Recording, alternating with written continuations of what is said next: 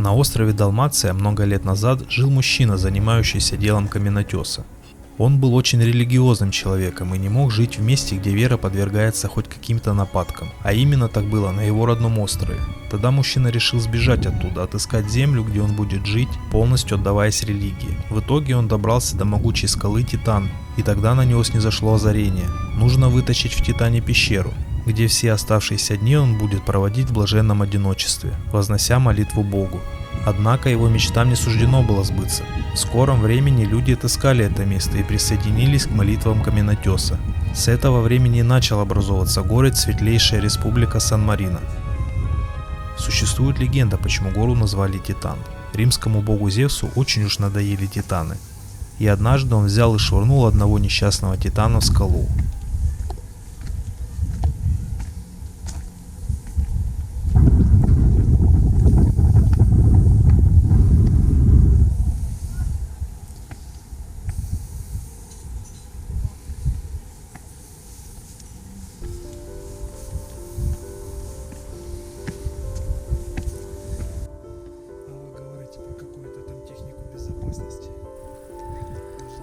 Сан-Марино – удивительно красивое место с захватывающими живописными видами с высоты. С одной стороны побережье Адриатического моря, с противоположной по всему горизонту простираются горные хребты. Особенно красиво это смотрится из окон средневекового замка. Сложно представить, как люди возводили подобные сооружения.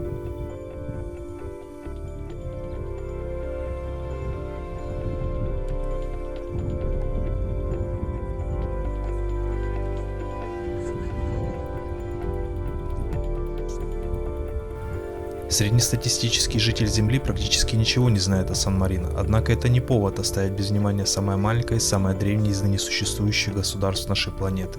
Причем с момента основания Сан-Марино границы территории не менялись, а это более 1700 лет. В своих нынешних границах Сан-Марино самое старое государство Европы, а также одно из самых маленьких государств мира. Согласно легенде, в 301 году далматинец Марина, бежавший от гонения императора Диоклетиана с острова Раб в Адриатическом море, территория современной Хорватии, с друзьями нашел убежище на Апеннинах.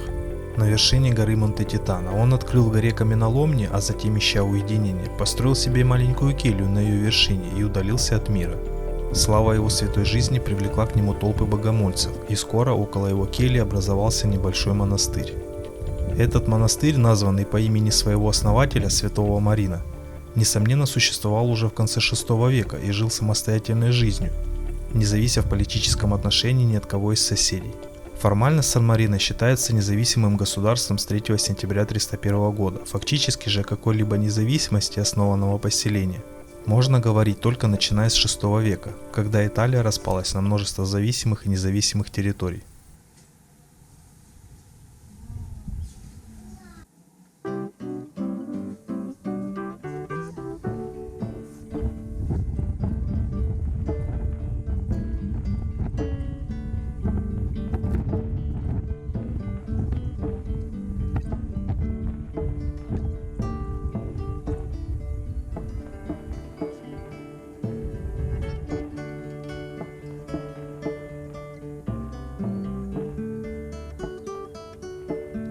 В 2008 году Комитет всемирного наследия ЮНЕСКО включил исторический центр Сан-Марино и гору Монте-Титано в список всемирного наследия. Объектам был присвоен статус культурного наследия человечества. И когда сюда попадаешь, то понимаешь почему. На 3 вершинах горы располагаются 3 башни. Первая Гуайта, построенная как тюрьма в XI веке. Башня Честа, находящаяся в самой высокой точке Сан-Марино, 750 метров над уровнем моря, была построена в XIII веке, и третья башня Монтале была построена в XIV веке. Эти 3 башни являются символом Сан-Марино, их изображение можно увидеть на флаге и гербе республики.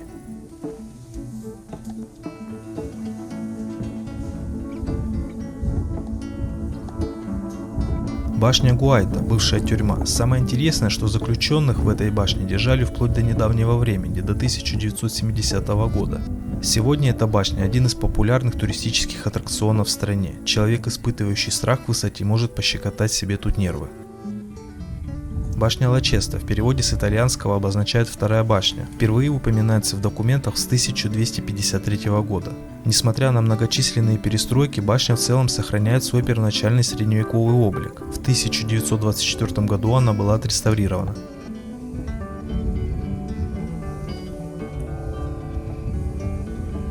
Башня Монтале, третья башня, небольшая по объему, имеет пятиугольную форму. До постройки в 1320 году стены не имели сообщения с остальными двумя башнями.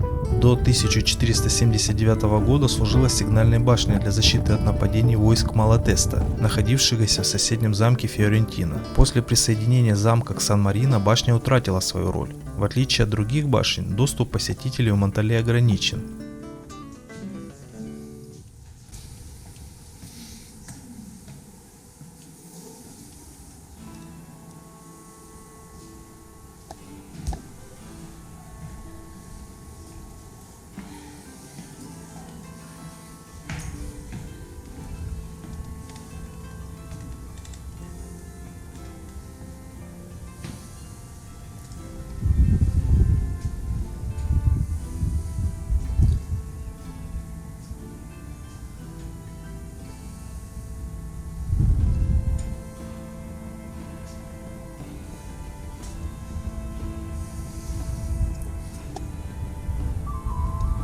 Сан-Марино занимает маленькую территорию в 61 квадратный километр вокруг известняковой горы Монте-Титано, которая в свою очередь находится среди равнин центральной части Италии. В 2 десятках километров от Апеннин на севере и Адриатическом море на востоке. Скальные массивы занимают почти 80% территории страны, на пахотные земли приходится 16% площади. У подножья Монте-Титано находится несколько замков и деревень, лежащих в зоне возвышенных равнин. Население государства 33 029 человек. В Сан-Марино существует республиканская форма правления. Главами государства являются два капитана-регента, назначенные Большим Генеральным Советом. Капитаны-регенты избираются на срок 6 месяцев, с 1 апреля до 1 октября и с 1 октября до 1 апреля каждого года. Они выполняют функцию главы государства и осуществляют исполнительную власть.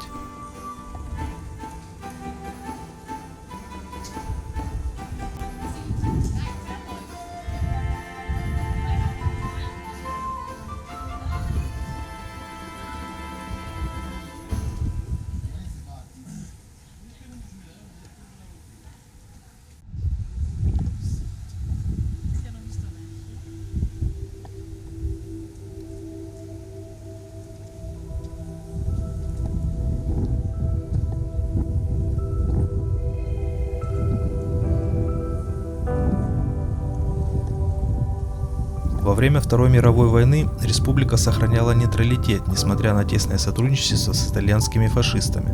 26 июня 1944 года британская авиация нанесла бомбовые удары по территории карликового государства, основываясь на ошибочных данных разведки, что Сан-Марино взять немецкими войсками и используется ими в качестве базы снабжения.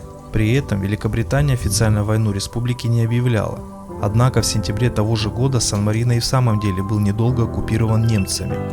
И в том же месяце британским войскам пришлось освобождать Сан-Марино в ходе битвы при Монте-Полито.